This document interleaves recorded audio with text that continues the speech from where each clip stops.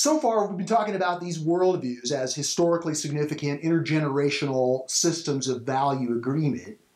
And these are the three main ones that I showed in my dialectical spiral slide. There's a couple that are pre-traditional. But these worldviews they're demographically real, right? They have institutions, they have power, they have celebrities, every one of them has an observable, identifiable piece of the culture. But this pattern of worldview emergence, right, building one after the other as I've described, it suggests, of course, that there's something beyond progressivism. So let's go to the next slide. This one, same chart, but at the very top, beyond progressivism, in the same timeline or trajectory of emergence, I've got this tiny little worldview, which I'm labeling post-progressive. It's just emerging now. Demographically speaking, it's not even as big as that tiny circle shows. But what it does indicate is that why you can see I'm using the term post-progressive, because it's what comes after. It's now that progressivism has emerged as a full-throated antithesis to the establishment of the previous two worldviews. It's signaling the opportunity, right? The negative problematic life conditions that call for the next emergence. And this next emergence, as I show by those blue arrows, what characterizes this next emergence is that it's emerging by trying to better include and appreciate the full spiral of cultural development, the full spectrum. So go to the next slide. Okay, so the big version of that characterization, which I just show as this red-blue yin-yang, just to symbolize that this emergent level, it has a left and a right side naturally. Just like modernity, as we saw, is pulled into the right and the left, this post-progressive worldview, as it emerges, has folks who are able to kind of bring both sides, to preserve what's right and fix what's wrong. And while the tiny little demographic of people who are authentically kind of in this worldview, most of them, like me, are kind of moderately left, I know many people who are authentically integral. I can testify that these folks are developed into this level. They can really see from this perspective, and they are more like center-right. So the idea that this new worldview will contain both sides of the polarity, and it will try to integrate in an ongoing way, is one of the characteristics of this emerging post-progressive or integral worldview. The difference between a post-progressive left and a progressive left is that the post-progressive left, A, can see that it's in an interdependent polarity with some kind of right, even though it may not look like the current right on the political spectrum now. It may not be Trumpism, but it's certainly a permanently recurring form of value orientation, which to make both sides as healthy as they can be, need to be in this continuous process of integration, the continuous process of challenge and support. And so within this worldview space, that challenge and support can take place within this larger agreement structure of interdependence. Right? We've learned the lessons of polarity. We've learned the lessons of cultural evolution and cultural intelligence. And so we're naturally finding that we're in company with folks who don't think like us entirely, but we're able to benefit from the challenge and support that those tensions provide.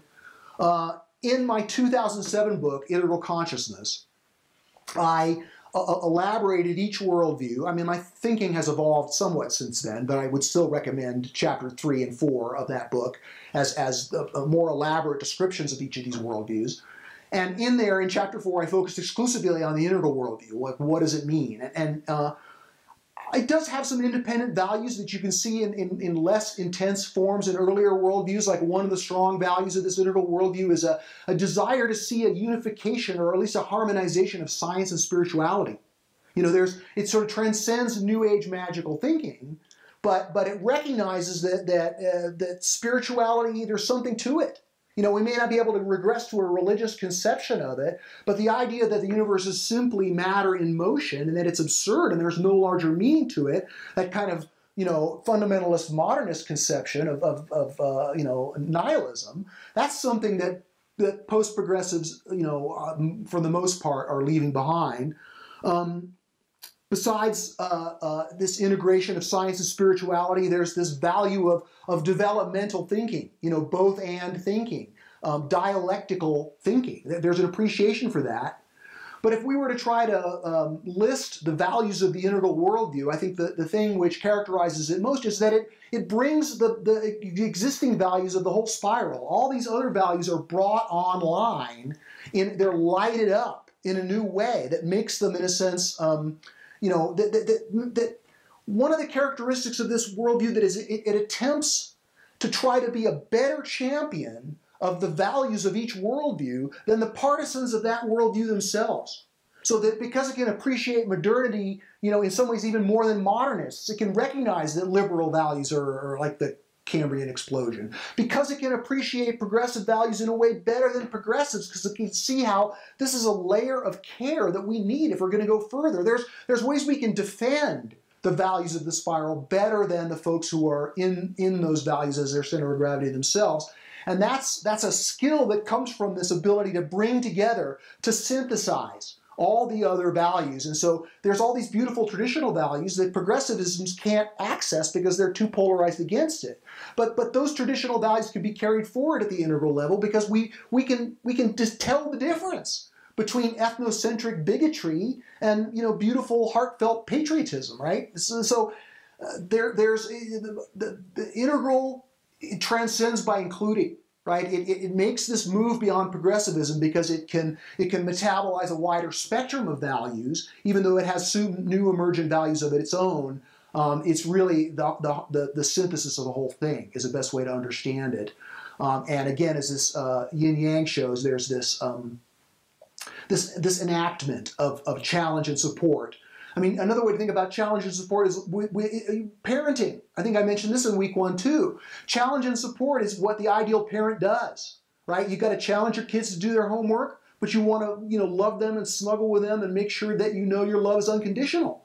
And so there's this, those two things can go together. And again, that's this practice of integrating polarities or the process of cultural intelligence. So let's go to the next slide.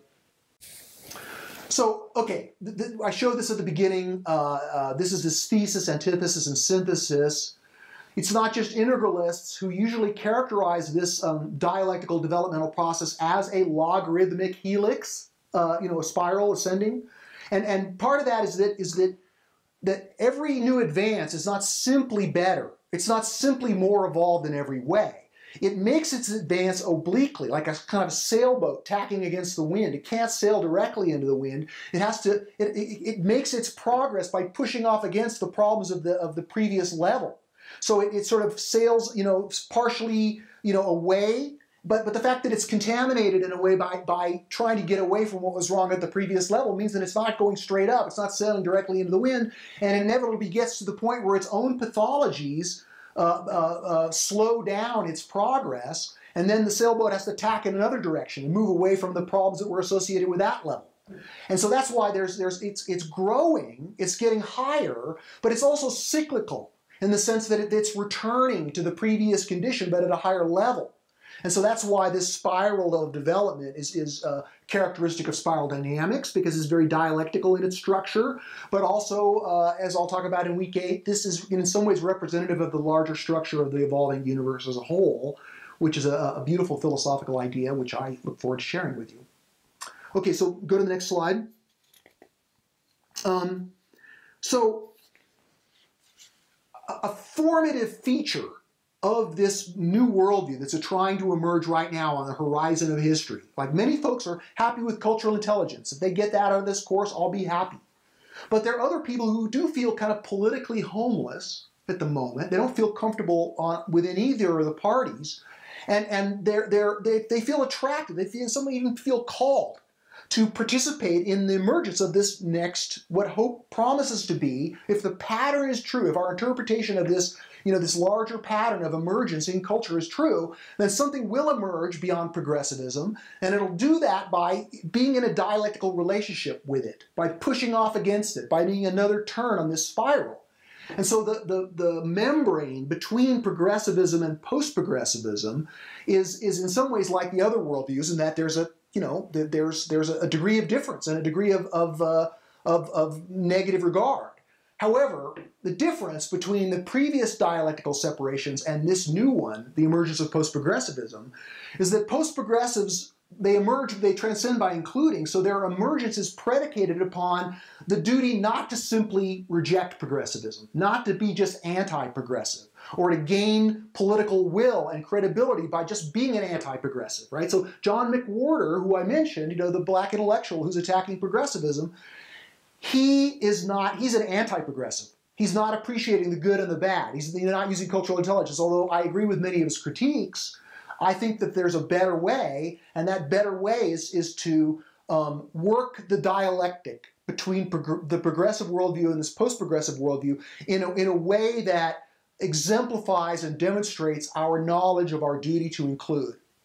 So I'll be talking about this throughout the rest of the course, but this difference between progressivism and post-progressivism, this important dialectical difference, this polarity, as illustrated here, is something to consider if you're trying to get your arms around what this next emergence is. It's the next step, something hopefully higher beyond progressivism. Okay, and then the final slide. Okay, this is just returning to this conception that I showed with the three main worldviews as just a way of understanding their demographics. This emergent worldview that hopefully integrates not only within itself, within its own left and right, but integrates the larger spiral, as I've been talking about.